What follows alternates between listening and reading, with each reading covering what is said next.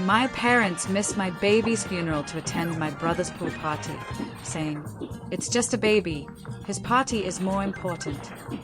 I buried my child alone. They had no clue what I'd do next. Can you imagine standing alone at your baby's funeral, watching her tiny casket disappear into the ground, while your own parents are off celebrating at a pool party? They told me, with casual cruelty, that my 6-month-old daughter, Emily, was just a baby, and my brother's engagement party mattered more. That day, something inside me didn't just break, it shattered beyond repair, and a cold fury began to simmer. What happened next, they absolutely did not see coming. My name is Abigail. I'm 29, and that day, everything I thought I knew about family fell apart. Emily was only 6 months old when Sid stole her from us, leaving a gaping hole in my universe. As I watched her small white casket being lowered, my mother's words echoed in my mind. "It's just a baby.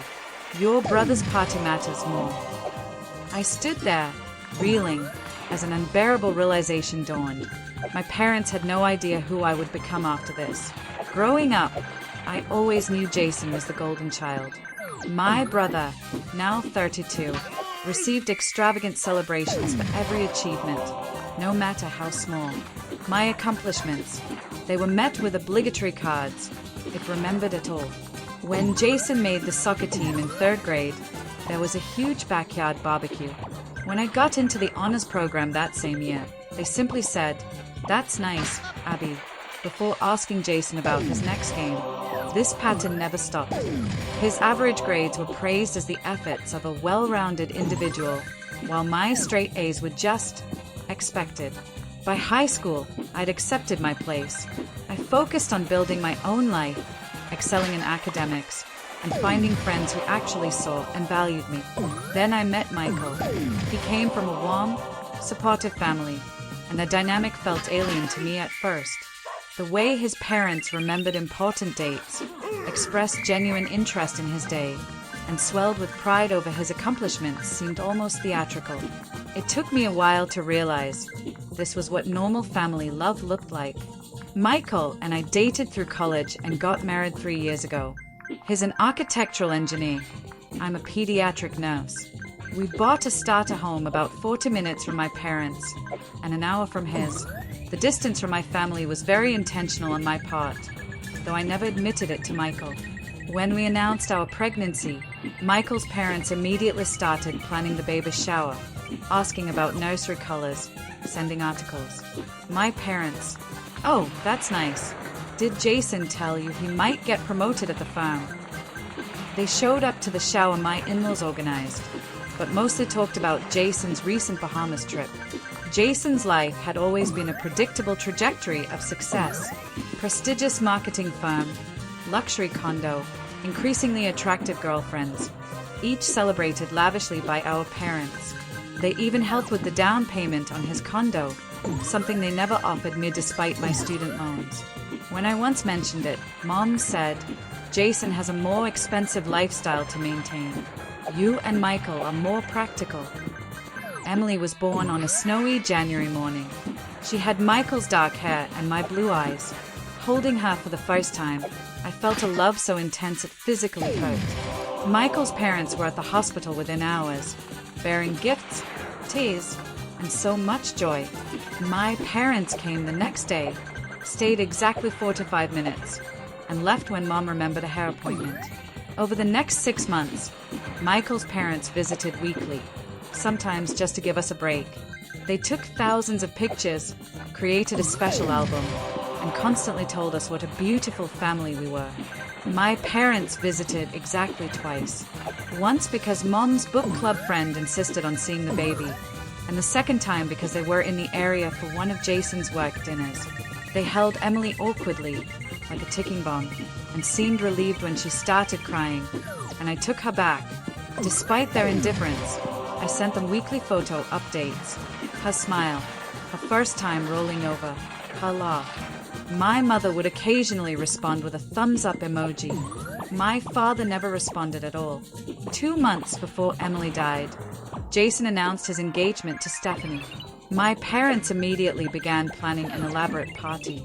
My mother called me daily with updates on the venue, the menu, the guest list. This party was scheduled for the same weekend as Emily's dedication at our church, a ceremony my parents had already committed to attending. When I reminded Mom of the conflict, she said, "Oh, we'll have to miss the baby thing. This is Jason's engagement, Abby. That's a once-in-a-lifetime event." I wanted to shout, a baby dedication only happens once, too.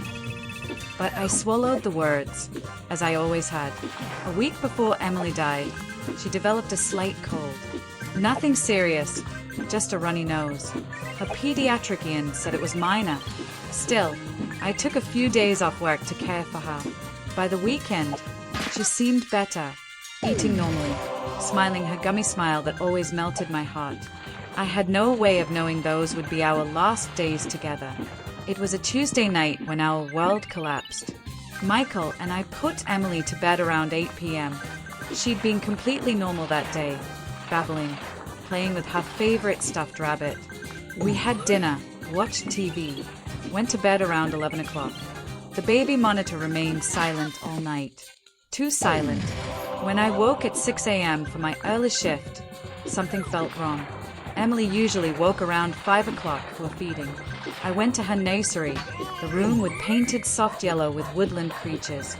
In her white crib, surrounded by the stuffed animals from Michael's parents, Emily lay still.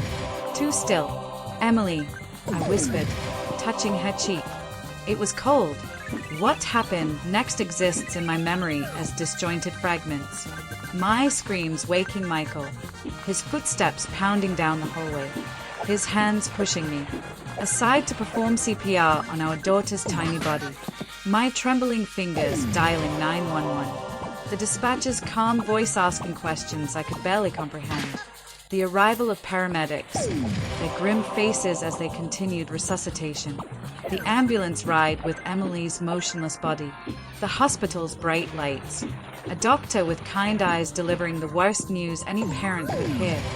"I'm so sorry. Your daughter died from what appears to be sudden infant death syndrome." Michael collapsed against the wall. I stood frozen. This couldn't be real. We'd done everything right. Emily slept on her back in a bare crib. No blankets. Room temperature perfect. We'd followed every SIDS prevention guideline. Yet here we were, being asked if we wanted to hold our daughter one last time. We spent hours with Emily, memorizing her face, holding her cold little hands, kissing her forehead. A chaplain came. A grief counselor spoke to us.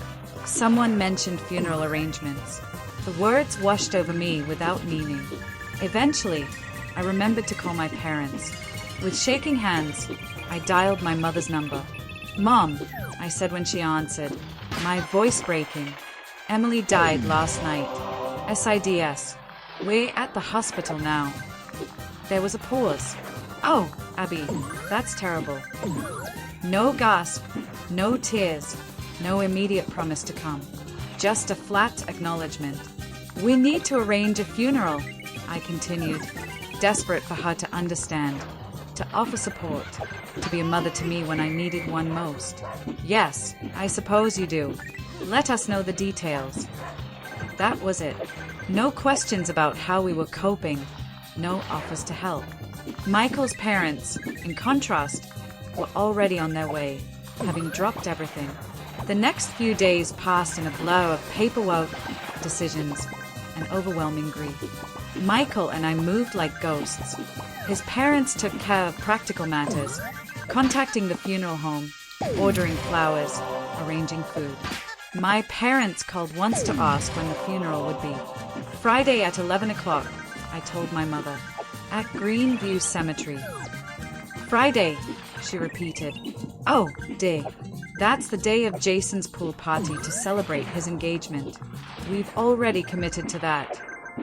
I thought I'd misheard her. "Mom, this is Emily's funeral. Your granddaughter's funeral." "I understand that, Abby, but we can't cancel on Jason now. All the arrangements are made. Everyone's coming. You understand, don't you?" No, I didn't understand. I couldn't comprehend how they could choose a party over their granddaughter's funeral. No, Mom, I don't understand. Please explain it to me. She sighed, the sound crackling through the phone. Abby, I know you're upset, but think rationally. It's just a baby. Your brother's party matters more. Emily was only here for a few months. You can always have another baby. But Jason's engagement is important to his future. The words hit me like physical blows. It's just a baby. Your brother's party matters more. You can always have another baby. In that moment, something inside me hardened. The hurt was so profound, it transformed into something else entirely. A cold, stark clarity about who my parents truly were. I see, was all I could manage before hanging up. Michael found me sitting on our bedroom floor, phone still in hand. When I told him what my mother had said, his face contorted with rage. He wanted to call them back, to tell them exactly what kind of people they were, but I stopped him. I felt hollow, beyond anger. It doesn't matter, I said. It's always been this way. I just never wanted to admit it. The morning of the funeral dawned bright and clear, cruelly beautiful for such a dark day. I stood in front of my closet, staring at the black dress I'd bought, trying to comprehend that I was selecting an outfit for my child's funeral.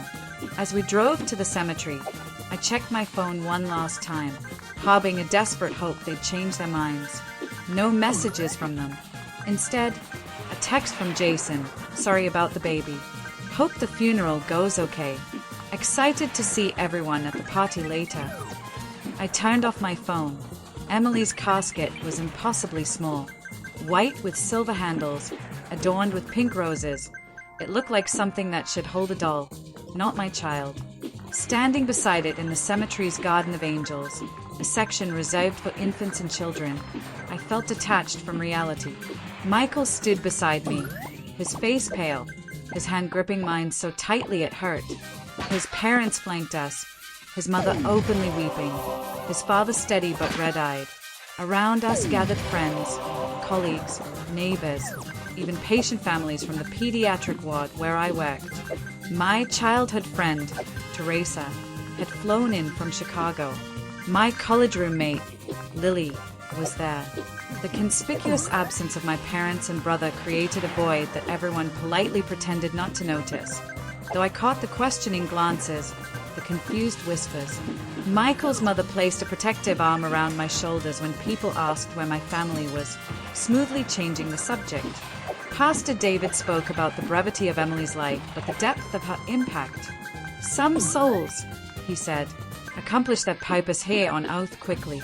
Emily brought joy, love, and a new dimension of humanity to Abby and Michael in her 6 months with them. During the service, my phone vibrated in my purse. I ignored it until after the final prayer. I checked it briefly, several Instagram notifications. Jason had posted photos from his pool party.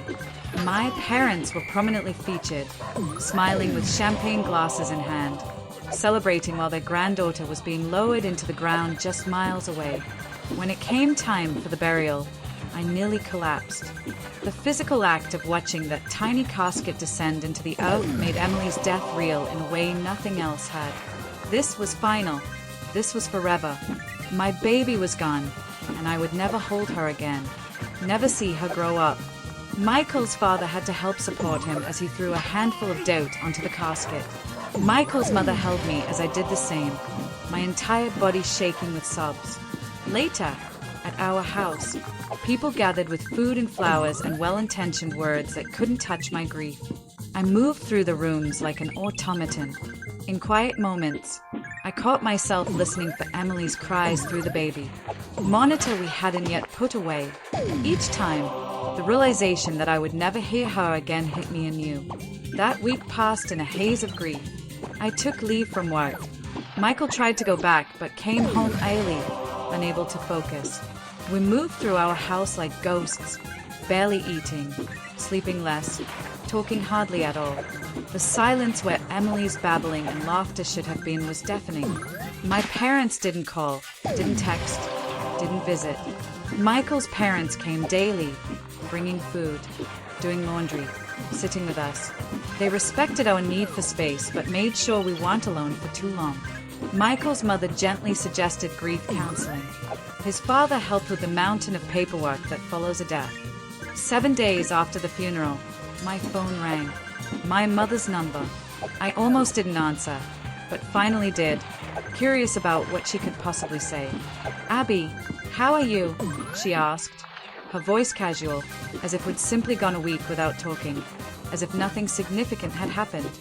"My daughter died and was buried without her grandparents present," I replied flatly. "How do you think I am?" "Now, Abby, there's no need for that tone. We're calling to invite you and Michael to Sunday dinner. It would be good for you to get out of the house, don't you think? Jason and Stephanie will be there. They can tell you all about their wedding plans. It might take your mind off things." Take my mind off things?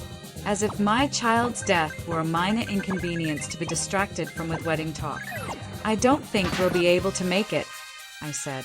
"Abby, you can't just shut yourself away. Life goes on.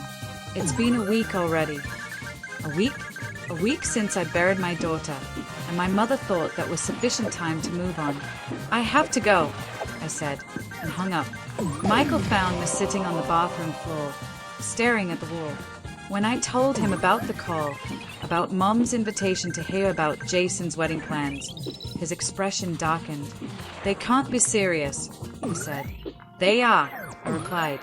"They absolutely are." Against my better judgment, I agreed to attend Sunday dinner at my parents' house 2 weeks after Emily's funeral. Michael was reluctant, but I felt a need to see them face to face, to understand how they could act as if nothing had happened. We arrived at the suburban colonial home where I'd grown up, the house with the meticulously maintained lawn, the living room kept pristine for guests. My mother greeted us with air kisses, careful not to smudge her lipstick. My father nodded from his armchair, barely looking up from his newspaper. Jason and Stephanie sat on the couch, wedding magazines spread before them. "Abby, Michael, come in," my mother said. "Dinner's almost ready." Jason was just showing us the venue they're considering. It's absolutely breathtaking. No mention of Emily, no acknowledgement of our loss, no recognition that we might not be in the mood to discuss wedding venues. We sat stiffly on the love seat while Jason dominated the conversation with details about the wedding budget, guest list, honeymoon options. My parents hung on every word. I noticed a new photo on the mantel, Jason and Stephanie at the pool party, the same party they'd chosen over Emily's funeral. During dinner, my mother served roast beef and Yorkshire pudding, Jason's favorite. The conversation revolved entirely around Jason's promotion, Stephanie's dress shopping plans, and my parents' ideas for the rehearsal dinner. Finally, during dessert, I couldn't take it anymore. "Did Emily's funeral interfere with your pool party?" I asked, my voice cutting through a discussion about wedding photographers. The table fell silent. My mother's smile froze. "Abby," she said with a nervous laugh, "let's not bring up unpleasant topics at dinner." "Unpleasant topics?" I repeated. "You mean my daughter's death? Your granddaughter's funeral that you skipped?" "Now, Abby," my father interjected, "what's done is done. No sense dwelling on the past." "The past? It was 2 weeks ago." Jason rolled his eyes. "See, this is why we didn't want to bring it up. You always make everything so dramatic, Abby." I stared at him, incredulous. "Dramatic? My baby died, Jason. And none of you came to her funeral because you were too busy having a pool party." "It wasn't just a pool party," my mother said defensively. "It was a celebration of Jason and Stephanie's engagement. We'd been planning it for weeks. We couldn't cancel at the last minute." "But you could miss your granddaughter's funeral," I countered. "You could tell me it's just a baby, and that I can always have another one." Michael, who had been silent, put down his fork with a clatter. "I've sat here trying to be respectful, but this is beyond belief. Do you have any idea what Abby has been through? What we've been through?" My mother looked affronted. "Of course we do. We're very sorry for your loss. But life must go on, mustn't it? Dwelling in grief isn't healthy. It's been 2 weeks, Michael said, his voice dangerously quiet. 2 weeks since we buried our daughter, and you haven't once asked how we're doing. You haven't offered to help. You haven't acknowledged our pain in any way. My father cleared his throat. We thought it best to give you space. Space? I laughed bitterly. Is that what you call it? Because from where I'm sitting, it looks like indifference. It looks like you care more about Jason's engagement party than your own granddaughter's death. That's not fair, Abby, Jason said. Mom and Dad had already committed to my party. They couldn't be in 2 places at once. They made a choice, Jason, I told him, and they chose you, as they always have. A tense silence fell over the table. Stephanie looked uncomfortable. Actually, my mother said, finally, several relatives asked where we were during the funeral. We told them we couldn't attend due to health issues. Your father's back, you know. The revelation hit me like a physical blow. They had lied to the family about why they missed Emily's funeral. They were ashamed enough to lie, but not ashamed enough to actually show up. You lied. I whispered. Well, we could hardly tell them we were at a pool party, could we? My mother replied, as if this were perfectly reasonable. People wouldn't understand. I don't understand, I said, standing up, and I never will. Michael and I left without finishing dessert. In the car, he held my hand as I sobbed, the full weight of my family's betrayal finally hitting me. Over the next month, our marriage strained under the dual burdens of grief and family tension. Michael and I began seeing a grief counselor specializing in infant loss. During one session, Dr. Patrice asked about our support systems. Michael's family has been incredible, I said. Mine, less so. When I explained what had happened, Dr. Patrice's professional demeanor slipped momentarily, revealing shock before she composed herself. That sounds incredibly painful, she said carefully. Have you always felt that your parents favor your brother? This opened a floodgate. Week after week, I unpacked a lifetime of subtle and not so subtle favoritism. The missed dance recital because Jason had soccer practice. The forgotten birthdays that coincided with Jason's events. The college fund that was half the size of Jason's because girls usually get married and have a husband to take care of them. Dr. Patrice introduced terms like golden child and scapegoat. She explained dynamics in narcissistic family systems. With each session, I gained clarity. This wasn't just about the funeral. This was about a lifetime of being treated as less than, culminating in the ultimate dismissal of my most profound loss. What do I do with this knowledge? I asked Dr. Patrice during our session, how do I move forward? That depends on what you want, she replied. Some people choose to maintain limited contact with boundaries. Others find they need a clean break. What feels right to you? I thought about my parents' casual cruelty, about the moments of grief I'd experienced alone while they celebrated my brother. I thought about Emily, how she deserved grandparents who valued her life, who would have moved heaven and earth to be there to honor her death. I think, I said slowly, I need them to understand what they've done. Not just to me, but to Emily, to her memory. And if they can't or won't acknowledge it, Dr. Patrice asked gently, then I'll have my answer. That night, I told Michael about my decision. I need to make them understand.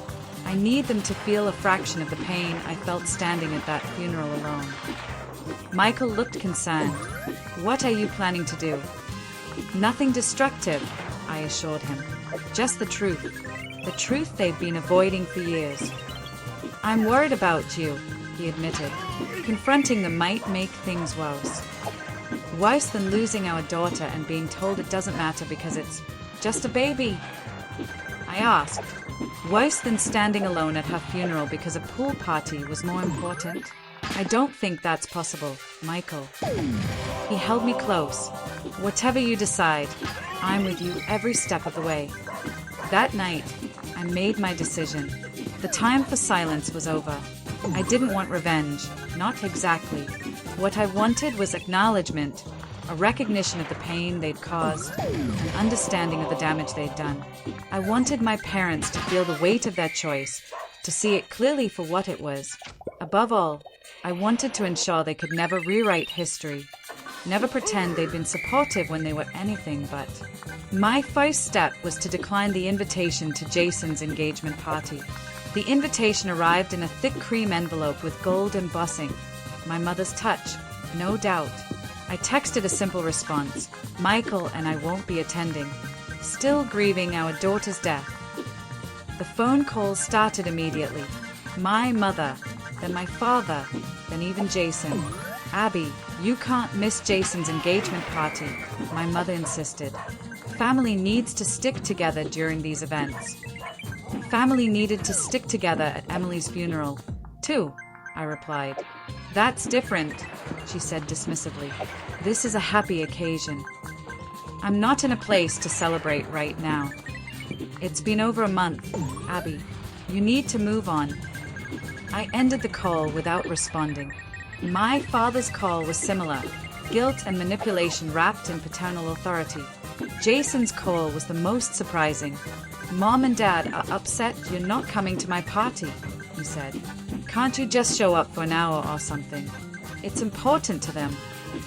Was Emily's funeral important to you? I asked. A pause. That's not fair. I barely knew her. Whose fault is that? Jason. You visited her exactly once in 6 months. She was your niece. Look, I'm sorry about what happened. It's awful, but life goes on, right? You and Michael can try again when you're ready. Try again, as if Emily were a failed experiment rather than our daughter, as if any future children could replace her rather than be their own unique people. I won't be attending your party, I said firmly. Congratulations on your engagement. With that immediate pressure handled, I began my research in earnest. I read books about family estrangement, narcissistic family dynamics, and grief. I joined online support groups for parents who had lost children and found, to my sad relief, that my experience wasn't unique. Many others had faced insensitive comments, thoughtless actions, and painful betrayals from family members during their darkest hours. One evening, I pulled out a box from my closet, a collection of evidence I hadn't realized I'd been gathering throughout my life. Birthday cards where my parents had written generic messages. A white referenced Jason's achievements. Photos from family events where I stood at the periphery while Jason occupied the center. Text messages showing patterns of neglect and dismissal. I created a timeline documenting the pattern that had culminated in their absence at Emily's funeral. It wasn't for them. It was for me. A way to validate my own experiences and feelings after years of gaslighting and minimization. Next, I reached out to extended family members, aunts, uncles, cousins who had attended Emily's funeral and noticed my parents' absence. I didn't volunteer information. I just asked open-ended questions about their understanding of the situation. We were told your father's back was acting up, my Aunt Judith said during our phone call, and that your mother needed to stay home to care for him. Did that explanation seem odd to you? I asked. Pause. Well, yes. I remember thinking it was strange they couldn't make it even for a short time. But who am I to question? Everyone grieves differently. What if they weren't grieving at all? I asked quietly. What if they were at Jason's pool party instead? The silence on the line was deafening. Similar conversations with other relatives revealed the extent of my parents' deception. They told consistent lies to explain their absence, creating a narrative where they were victims of circumstance rather than people who had made a deliberate choice. After 2 months of preparation, I was ready for the final step. I texted my parents, I'd like to meet with you to discuss moving forward from everything that's happened. Just the 3 of us. This Sunday at 2 p.m. at your house. My mother replied immediately, wonderful. I'm so glad you're ready to put this behind us. I'll make your favorite lemon cake. The casualness of her response, the assumption that I wanted reconciliation without acknowledgement, only strengthened my resolve. The night before the meeting, Michael held me as I rehearsed what I wanted to say. "Are you sure about this?" he asked. "You don't owe them an explanation for cutting contact if that's what you decide to do." "I'm not doing this for them," I explained. "I'm doing it for me. For Emily. I need to speak my truth, to stand up for her memory. If I just disappear from their lives, they'll rewrite the narrative. They'll tell everyone I was too consumed by grief, too unstable, too unreasonable. I need to make it clear exactly why I'm making this choice." "I understand," he said. "Just remember, whatever happens tomorrow, you have people who love you, who really love you." I held him tighter, grateful for his unwavering support. The next morning, I placed a framed photo of Emily in my purse, along with my documentation and a letter I'd written expressing everything I needed to say. I dressed carefully in a blue blouse, Emily's favorite color, and the necklace with her birthstone Michael had given me. "Ready?" Michael asked as I prepared to leave. I took a deep breath, as ready as I'll ever be. My parents' house looked exactly as it always had. Immaculate lawn, trimmed hedges, fresh flowers in the window boxes. I sat in my car for several minutes, gathering strength. Finally, I took a deep breath, grabbed my purse, and walked to the front door. My mother answered, wearing a floral dress and pearls, as if this were a social call rather than a reckoning. "Abby, come in. Your father's in the living room. I've just taken the lemon cake out of the oven."